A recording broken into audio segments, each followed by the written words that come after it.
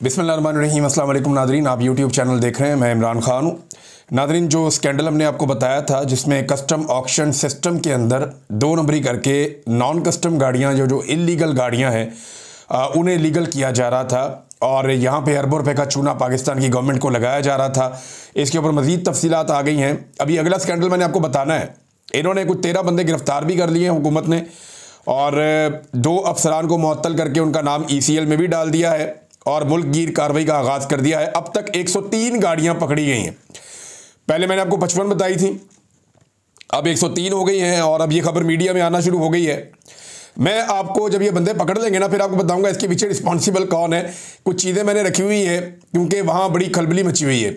और अभी मैं आपको एक और स्कैंडल बताऊंगा, मैं उस पर काम कर रहा हूँ। बड़ी जल्दी चीज़ें आपके सामने आ जाएंगी। तो ये जो स्कैंडल हमने पकड़ा अरबों रुपए का, उसमें अब बंदे पकड़े जाना शुरू हो गए हैं, गाड़ियों का पता चल गया है और बाकी गाड़ियां अभी ढूंढी जा रही हैं। मैंने आपको कहा था ना कि ये 24 घंटे का काम है, लेकिन हुकूमत बड़ी सुस्त है, निज़ाम बड़ा सुस्त है, इसमें वो ज़्यादा टाइम ले रहे हैं। बहुत जल्दी आपको बाकी गाड़ियां और सारी चीज़ों का अंदाज़ा हो जाएगा। नाज़रीन, जो मौलाना खानज़ेब साहब की शहादत हुई, इसके ऊपर एक तो मीडिया का दोगला जो एक रवैया है वो बड़ा अफसोसनाक है। बहुत सारे सहाफ़ियों ने इसकी निशानदेही भी की है। यहाँ बलूचिस्तान में हमारे पंजाब के रहने वाले नौजवानों को जो मुसाफिर थे उन्हें शहीद किया गया और 9 मुसाफिरों को बसों से उतार कर शहीद किया गया। यानी बलूचिस्तान में हालात ही बहुत ख़राब हैं। यानी जब दिल करता है वो ट्रेन अगवा कर लेते हैं पूरी की पूरी, जब दिल करता है वो बसें अगवा कर लेते हैं पूरी की पूरी। अब 2 बसें जा रही थी, दोनों बसें ही अगवा कर ली। उनके अंदर तसल्ली से उन्होंने एक एक करके बंदा चेक किया, उनके कागजात चेक किए, पंजाब के बंदे अलग किए, उनको उतार कर लेकर चले गए, ले जाके उन्हें कत्ल कर दिया। मजाक बना के रख दिया मुल्क का। क्या बलूचिस्तान पाकिस्तान का हिस्सा नहीं है? क्या हम वहाँ पे टैक्स नहीं देते? क्या वहाँ पे सिक्योरिटी फोर्सेज मौजूद नहीं है? क्या उन सिक्योरिटी फोर्सेज का भारी बजट नहीं है? कौन है रिस्पॉन्सिबल इसका? कोई एक बंदा जिम्मेदारी कबूल करके इस्तीफा देगा? कोई भी नहीं देगा। किसी एक बंदे को जिम्मेदार ठहरा के उसको हटाया जाएगा उसके ओहदे से, या उसको सजा दी जाएगी, अकाउंटेबल किया जाएगा? किसी को भी नहीं किया जाएगा। सिर्फ जज्बाती बयानात दे देते हैं। हम अपनी चंद माओं की तस्वीरें और वीडियोस लगाते हैं कि जनाब देखो वो कितने हौसले से खड़ी है। भाई माएँ तो हौसले के साथ खड़ी हैं, वो तो कुर्बानी दे रही हैं, लेकिन उनके बच्चों की जानें बचाने के लिए ये कोई बॉर्डर पे लड़ने तो नहीं गए हुए थे बेचारे। मजदूर लोग थे यार, पंजाब से मजदूरी करने के लिए गए हुए थे। ना इनका किसी लड़ाई से ताल्लुक है, ना ये ज्यादा जानते हैं इन चीजों के बारे में। ये तो अपनी मेहनत मजदूरी करने वाले लोग हैं। वो 2 बेटे आ रहे थे अपने वालिद के नमाज जनाजा के लिए, दोनों को शहीद कर दिया गया। अच्छा, अब मीडिया जो है वहां पे चला रहा है कि शहीद कर दिया गया, फितनतुल हिंदुस्तान। इन्होंने जनाब ये जो दहशतगर्द हैं, इनके दहशतगर्दों ने क्वेटा से लाहौर जाने वाली बस से 9 मुसाफिरों को अगवा करके शहीद कर दिया। दूसरी तरफ मौलाना खानज़ेब ये अमन के लिए आवाज उठा रहे थे, ये मार्चेस कर रहे थे, ये पाकिस्तानी एस्टेब्लिशमेंट के खिलाफ खड़े हुए थे, इनको कत्ल कर दिया गया। इब्तदाई रिपोर्ट के मुताबिक 2 मोटरसाइकिलों में 5 बंदे आए और उन्होंने को 35 के करीब गोलियां चलाई इनकी गाड़ी पे। इनका एक सिक्योरिटी वाला और एक ये शहीद हो गए। अब मौलाना खानज़ेब वाली खबर के अंदर क्या लिखा जा रहा है, ये जियो की 2 आप स्क्रीनशॉट देख लें। रज़ी ताहिर साहब ने भी लगाए हुए, कुछ और दोस्तों ने लगाए हुए थे कि बाजोड़ में फायरिंग से ANP रहनुमा मौलाना खानज़ेब समेत 2 अफराद जाँ बहक। एक तरफ शहीद, एक तरफ जाँ बहक। मेरे ख्याल में मीडिया को भी अपना किबला दुरुस्त करना चाहिए। वो शाह से ज़्यादा इतना शाह का वफादार ना बने। मौलाना साहब का नमाज जनाजा जो है उसमें बहुत बड़ी तादाद में लोग शरीक हुए और ये एक ऐलान है, ये ऐलान है ऑपरेशन के खिलाफ जिसके खिलाफ मौलाना साहब बात कर रहे थे, या ये ऐलान है कि मौलाना का जो नज़रिया था उसके साथ लोग खड़े हैं कि ये ज़्यादती है, ये नहीं होना चाहिए। ख़ास तौर पे ऑपरेशन के हवाले से, मादनियात पे कब्ज़े के हवाले से, वसाइल पर कब्ज़े के हवाले से और खैबर पख्तूनख्वा के कबायली इलाकों में लोगों की ज़िंदगी तंग करने के हवाले से, ड्रोन हमलों के हवाले से इनका बड़ा एक सख्त मौक़िफ़ था। बहुत बड़ी तादाद में लोग आए और लोगों ने एहतजाज किया है। मुराद सईद ने एक ट्वीट किया, मैं आपको बताता हूँ। लेकिन बाड़ा खैबर में जो ज़िला है खैबर, वहाँ पे एक बहुत बड़ा मार्च हुआ है, अमन मार्च। अगर आप इसके मनाज़र देखें तो आप हिल जाएंगे। बहुत बड़ी तादाद में लोग निकले और इन्होंने मिलिट्री ऑपरेशन की सख्त मुखालफत की है, सख्त मुखालफत की है कि मिलिट्री ऑपरेशन नहीं होना चाहिए, ड्रोन हमने बंद होने चाहिए। और ये लोग जो हैं ये ना सिर्फ सूबाई हुकूमत, वफाकी हुकूमत, बल्कि फ़ौजी क़यादत से भी सख्त नाराज़ नज़र आए। जो तकारीर वहाँ पे हुई वो पश्तो में हो रही थी। अगर आप उन्हें सुने तो आपको आइडिया हो जाता है कि जो नौजवान वहाँ तकारीर कर रहे थे या जो लोग वहाँ पे मौजूद थे वो ना सिर्फ फ़ौजी क़यादत से नाला हैं, बल्कि वो वफाकी हुकूमत के साथ साथ सूबाई हुकूमत से भी नाराज़ हैं। और वो बार बार ये कह रहे थे कि हम किसी को नहीं छोड़ेंगे अगर हमारे इलाके का अमन तबाह किया गया तो। वो नारे जो पहले मरियम नवाज़ लगवाती थी, ये जो दहशतगर्दी है इसके पीछे वर्दी है, वही नारे हमने यहाँ पे भी देखे। यानी ये इस नहज तक मामला पहुँचाया क्यों गया? बार बार क्यों ऐसा कत्लेआम होने दिया जाता है? सिक्योरिटी क्यों नहीं दुरुस्त की जा रही? बॉर्डर को क्यों नहीं महफूज किया जा रहा? ऑपरेशन के नाम के ऊपर लोगों को क्यों हमेशा उनको बेघर किया जाता है, उनके वसाइल पे कब्जा किया जाता है? ये वहाँ के लोगों की शिकायत है और वो बार बार ये कहते हैं, ख़ासतौर पे ड्रोन हमलों को लेकर। अब ड्रोन क्योंकि आजकल बहुत ज़्यादा वहाँ फिजाओं में लोगों को खौफजदा कर रहे हैं। ये मुराद सईद ने इसके बारे में एक ट्वीट भी किया था, पहले बताया था कि ड्रोन के ज़रिए से लोगों को खौफजदा किया जा रहा है। तो अब वहाँ पे पाकिस्तान की एस्टेब्लिशमेंट के ख़िलाफ़, इवन फ़ौज के ख़िलाफ़ नारेबाजी हो रही है। तो इसको अगर रोकना है तो जिम्मेदारी लेनी पड़ेगी पाकिस्तान की हुकूमत को, सूबाई हुकूमत को, वफाकी हुकूमत को और फ़ौज को। हुकूमतों की बात माननी पड़ेगी और ये भूल जाएं कुछ अरसे के लिए कि वहाँ पे कोई बड़ा ऑपरेशन किया जाएगा, लोगों को बेघर किया जाएगा, वहाँ की मादनियाँ जो है वो कंट्रोल में आ जाएंगी। अगर फाटा को कहीं एक और तरमीम के ज़रिए से वफाक ने वापस लेने की कोशिश की तो एक बड़ा मसला बन जाएगा। कुछ लोग दावा कर रहे हैं कि शायद फजलुर रहमान साहब को मना लिया गया है और फजलुर रहमान साहब ऊपर ऊपर से रोला डालेंगे, लेकिन अंदर से वो मान गए हैं। लेकिन मुझे नहीं लगता कि वो इतना दबाव बर्दाश्त कर सकेंगे। मुराद सईद ने कहा, जी मैंने पहले खबरदार किया था, खैबर पख्तूनख्वा खसूसन साबिक फाटा के हवाले से रियासत की नई जंग की ख्वाहिश और इससे वाबस्ता वक्ती मफादात के लिए नए तजर्बे का जिक्र करते हुए अमन के लिए आवाज़ उठाने वालों की ज़िंदगी को लाख खतरात से आपको आगाह किया था। न सिर्फ अमन की हर आवाज़ के लिए ज़मीन तंग की जा रही है, बल्कि फ़िज़ा में ड्रोन भी इसी गर्ज से पीछा करते हैं। आज बाजोड़ का अफसोसनाक वाक़या इन खदशात और मालूमात को भी दुरुस्त साबित करता है। नई जंग की ख्वाहिश वसाइल पर कब्जे से लेकर अमन की आवाज़ों को दबाने तक वही प्ले बुक है। मेरी तमाम साथियों से गुजारिश है कि खैबर, बाजोड़ और वज़ीरिस्तान में जारी अमन मार्चेज और आने वाले जरगे के सामने अब ये बात भी रखें कि अमीर शहर को ऊंचा सुनाई देता है। पख्तूनख्वा और अमन पसंदों की आवाज़ अगर इस्लामाबाद तक नहीं पहुंच रही तो क्या इन अमन मार्चेज का रुख इस्लामाबाद की तरफ किया जाए? और जब तक रियासत अपनी पॉलिसी पर नज़रसानी नहीं करती तब तक वापसी ना हो। इस अफरियत के मुंह को खून लग चुका है। इसे कोई फ़र्क नहीं पड़ता कि हम कितनी रैलीज निकालें, कितने जरगे करें और कितनी तादाद में निकलें। ये हर जरगे के बाद ड्रोन हमले भी जारी रखे हुए हैं। अमन की आवाज़ को भी दबाया जा रहा है और साथ ही हर गुजरते दिन के साथ नई जंग के लिए माहौल बनाया जा रहा है। वैसे वो खैबर पख्तूनख्वा जो एक वक्त में अमन का गहवारा था, वो खैबर पख्तूनख्वा जहाँ पे पाकिस्तानी अफवाज इनका बड़े इज्जत के साथ नाम लिया जाता था, बड़ा एहतराम था। आज देखें कितनी बड़ी खलीज पैदा हो गई है, कितनी बड़ी खलीज पैदा हो गई है कि एक शख्स को नीचा दिखाने के लिए और अपने मगरबी आकाओं को खुश रखने के लिए इस लेवल तक पाकिस्तान के रियासती इदारे चले गए कि खैबर पख्तूनख्वा का एक एक नौजवान बच्चा, बहुत सारे लोग जो हैं वो अब रियासत से मुतनफ़र नज़र आते हैं। वो पाकिस्तान को ओन करते हैं, उनके अंदर पाकिस्तानियत है। लेकिन हद हो गई ना, कभी उनके वसाइल पे कब्जा किया जाता है, उन्हें बेघर किया जाता है, वहाँ बड़े बड़े मिलिट्री ऑपरेशन किए जाते हैं, वहाँ ड्रोन हमले होते हैं और अपने मफादात के लिए उनको भेंट चढ़ाया जाता है, उनका खून बहाया जाता है। ये वो सारी चीज़ें हैं जिससे वो लोग नाराज़ हैं। अब इन नाराज़ लोगों को कौन मनाएगा? अब मुराद सईद ने ये सारी बातें बताई और उन्होंने कहा जी कि अब वक्त आ गया है कि तारीख का सबसे बड़ा मार्च किया जाए। पुराने नामों के साथ नए तजर्बे की ख्वाहिश को तर्क नहीं किया जाता तो फिर तैयार रहें कि इंशाअल्लाह हर इलाके के जिरगे के फैसले के बाद तारीख का सबसे बड़ा मार्च हम करेंगे। ये मुराद सईद साहब ने कहा। फिर उसके बाद उन्होंने अपनी पार्टी के हवाले से दो चार बातें की हैं। वो एक्चुअली वो यही कह रहे हैं कि जो एहतजाज इमरान खान साहब ने कहा है वो जिस तरीके से मामला आगे बढ़ाएंगे वो उसी तरह आगे बढ़ता जाएगा।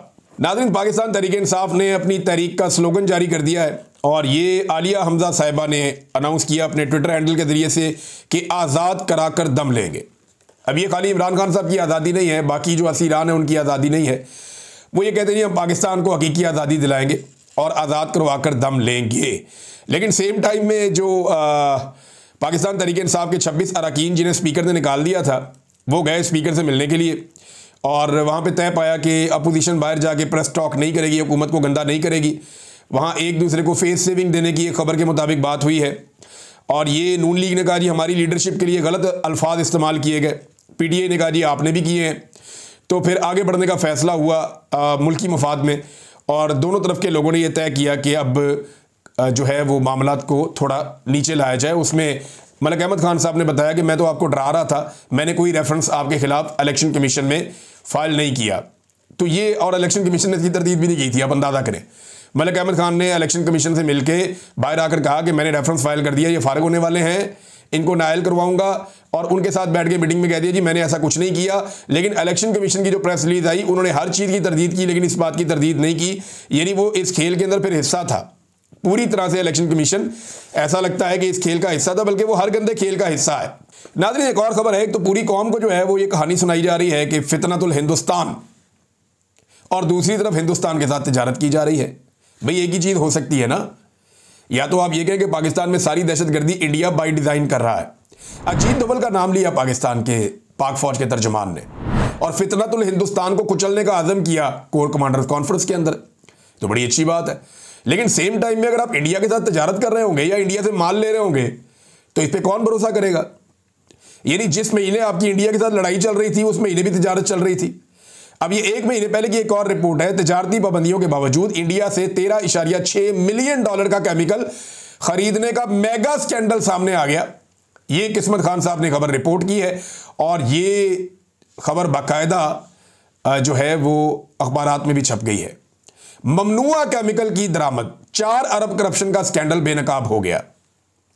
कासिम अब्बासी साहब की यह खबर है इस्लामाबाद से, और वो ये कह रहे हैं 4 अरब रुपए मालियत का करप्शन का बड़ा स्कैंडल सामने आया, जिसमें भारत से मिथाइल ब्रोमाइड MB नामी ममनुआ केमिकल गैर कानूनी तौर पर बरामद किया गया। इंडियन मिथाइल ब्रोमाइड को जाली इजाजतनामों पर पाकिस्तानी सप्लाई चेन में दाखिल होने दिया गया। अब आप अंदाजा करें कि 5 अगस्त 2019 से हमारे तजारती ताल्लुकात मुनक़ता है, और वो इमरान खान साहब ने किए हुए थे। आप इंडिया से चीज़ें मंगवा रहे हैं। कैसे हम कौम को बेवकूफ़ बनाते हैं। एक तरफ हम कहते हैं फितनतुल हिंदुस्तान पाकिस्तान में बार बार हमले कर रहा है, दूसरी तरफ हम इंडिया से चीज़ें मंगवा के यहाँ मुनाफा कमा रहे हैं लोग, और वो भी वो चीज़ें जो ममनुआ चीज़ें वो मंगवा रहे हैं, तजारती पाबंदियों के बावजूद मंगवा रहे हैं। नाज़रीन, नून लीग के मौक़िफ़ में एक छोटी तब्दीली आई है एहतजाज को लेकर, जो पाकिस्तान तरीके इंसाफ करने जा रही है। बार बार तब्दीली आती है, ख़ासतौर पे इमरान खान साहब के बेटों को लेकर। कभी कहते हैं गिरफ्तार करेंगे, कभी कहते हैं जी उनको प्रोटोकॉल देंगे, कभी कहते हैं जी उनकी मुलाकात करवाएंगे, कभी कहते हैं जी इतना वो कर ले, इससे ज़्यादा ना करें। अभी उन्होंने खुद से अनाउंस भी नहीं किया, सिर्फ अलीमा खान साहबा ने एक स्टेटमेंट दिया उन बच्चों से बात करने के बाद कि वो आना चाहते हैं पाकिस्तान, और वो अपने वालिद की आज़ादी के लिए खुद जोर लगाना चाहते हैं। अब मेरा नहीं ख्याल कि पाकिस्तान के अंदर वो बड़ी एहतजाजी तहरीक चला के उसको लीड करेंगे, ऐसा नहीं है। वो अपने वालिद की आज़ादी के लिए कोशिश ज़रूर करेंगे, उनका ये हक है, लेकिन एक पॉलिटिकल पार्टी को वो लीड नहीं कर सकते। जो हुकूमत है उनका ये कहना है कि गैर मुल्की शहरियों को पाकिस्तान में एहतजाज नहीं करना चाहिए। मेरे ख्याल में ज़्यादा बेहतर ये है कि ये दोनों नौजवान आएँ, अपने वालिद से मुलाकात करें, अपने वालिद से तफसीलात लें, सारी चीज़ें पूछें, उनसे इंस्ट्रक्शन लें, और उसके बाद वापस पूरी दुनिया में जाकर मुख्तलिफ जगहों पर अपने वालिद के लिए और पाकिस्तान के अंदर जो इंसानी हकूक़ की पामालियाँ हैं उस हवाले से आवाज़ उठाएँ। अगर वो मौसर तरीके से ये आवाज़ उठा सकते हैं तो, और क्योंकि वो इमरान खान साहब के बेटे हैं, तो उनकी बात दुनिया सुनेगी भी, और उनकी बात में वज़न भी होगा, तो वो एक रोल प्ले कर सकते हैं। पाकिस्तान के अंदर बैठ के एहतजाज करने में यहाँ मिलिट्री एस्टेब्लिशमेंट को कोई फ़र्क नहीं पड़ता। जब तक कि पूरा पाकिस्तान बाहर नहीं आता, मिलिट्री एस्टेब्लिशमेंट को कोई फ़र्क नहीं पड़ता। इन्हें कोई ये ढीठ हो गए, इनको परवाह ही नहीं है। ये कहते हैं आवाम निकलती है, ठीक है, थक के वापस चली जाती है, कोई बात नहीं। जो नहीं वापस जाता उसको गोलियां मारो, और जो फिर भी रह जाता है उसको उठा के जेलों में डाल दो। जो फिर भी बच जाए, गोलियों से भी बच जाए, उसको उठा के जेल में डाल दो। तो इनकी जो सिंपल पॉलिसी है, यहाँ पे तो एक तरह की डिक्टेटरशिप है पाकिस्तान में, इन्हें फ़र्क नहीं पड़ता। मेरे ख्याल में दुनिया से अगर प्रेशर आए, और अगर ये प्रेशर दुनिया को इस तरह बताएं और वहाँ से प्रेशर आए, तो शायद सूरत हाल मुख्तलिफ हो जाए। नाज़रीन, एक और कार्रवाई डाल दी टिकटॉकर ने। ये हर चौथे दिन कोई ना कोई कार्रवाई डाल देते हैं। अब मरी के अंदर एक अस्पताल है, उसका नाम है शामली सेंटोरियम। ये बहुत पुराना हॉस्पिटल है। यहाँ पे मरीजों का इलाज करने के लिए पंजाब भर से और मुख्तलिफ एरिया से मरीज जाते थे। अब इसका नाम भी जो है, इसका जो कार्डियोलॉजी वाला इसका सेक्शन, उसका नाम भी नवाज शरीफ के नाम से मंसूब कर दिया गया। ये एक्चुअली करते क्यों है, ज़रा समझें आप। लगभग 2.25 इदारे हैं जिनके नाम मरीम नवाज शरीफ इस ख़ानदान के नाम पर रखे गए हैं। हालांकि इनमें ज़्यादातर इदारे वो हैं जो इनके शायद पैदा होने से पहले के भी हों, ज़्यादातर वो हैं जो दूसरे लोगों ने बनाए हुए हैं, ज़्यादातर वो हैं जो पहले से चल रहे हैं और बने हुए हैं, बेशुमार बने हुए हैं। ये क्यों अपने नाम के ऊपर उनका नाम रखते हैं, ये मैं आपको अब बताने लगा।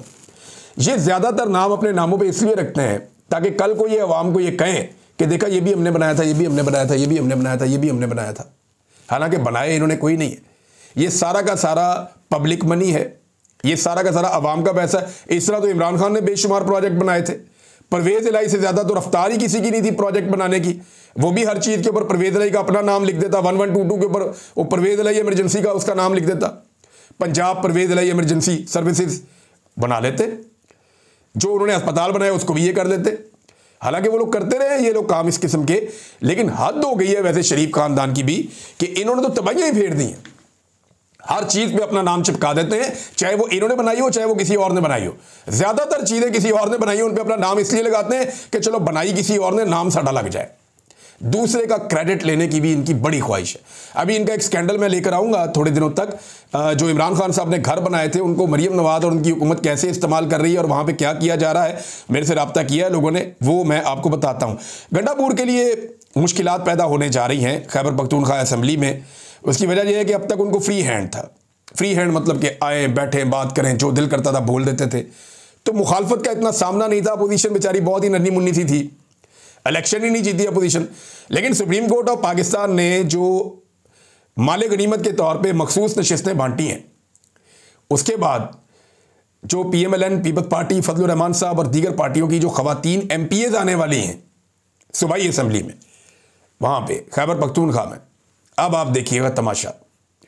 वहाँ जो MPAs अब पहुँचने वाली हैं सूबाई असम्बली के अंदर, उनका रोला आप चेक कीजिएगा जिस तरह की खवातीन आ रही हैं। और पॉलिटिकल खवातीन है, इनको रोकना बहुत मुश्किल होता है। मर्द हजरात को आप फिर भी कोई कंट्रोल कर लेते हैं, खवातीन नहीं कंट्रोल होती असेंबली के अंदर। मैंने ये देखा है, मैं जानता हूँ अच्छी तरह। तो अब आप ये सारी पॉलिटिकल पार्टीज में ऐसी हैं, खवातीन बड़ी एनर्जेटिक हैं। तो गंडापुर साहब जो है उन्हें पहले एक आधी खातून का सामना था अपनी असेंबली में और मुसीबत पड़ी हुई थी, और अब तो बहुत बड़ी तादाद में खवातीन आ रही हैं, उन्हें सामना करना पड़ेगा। तो असेंबली के अंदर उनके लिए मुश्किलात बढ़ेंगी। नाज़रीन, अब तक के लिए इतना ही। अपना ख्याल रखिएगा, अपने इस चैनल का भी। अल्लाह हाफ़िज़।